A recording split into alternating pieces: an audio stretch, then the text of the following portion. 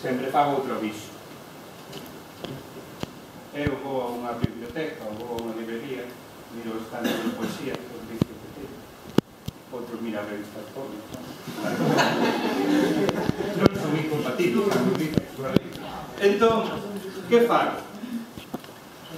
Miro e empezo. Unha ventaxa ten a poesía. Os poemas soen ser breves.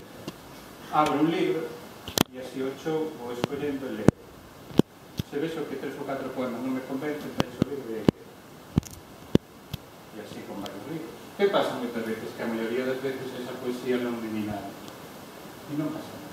É certo, é poesía aburrida, sí. Igual que pelis aburridas. Ou series aburridas, ou programas na tele aburridos. Pero que pasa cando hai algo que me toca a fibra, que me chega? Amigos, o mundo é transformarse. E entonces deixo este paraguas e é como cando atopo un poema que realmente me esperta algo dentro. Podo andar así pola rúa.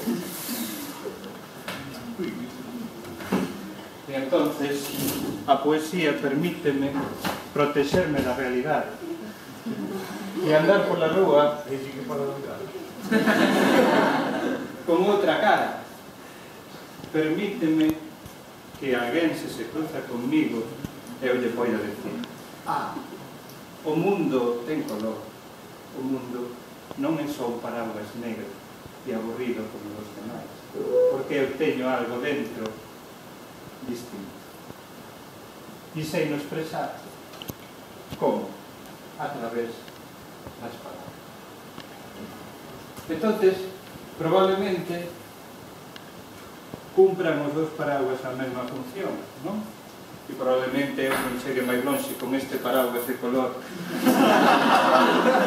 Xa tedes a cara do día para Instagram.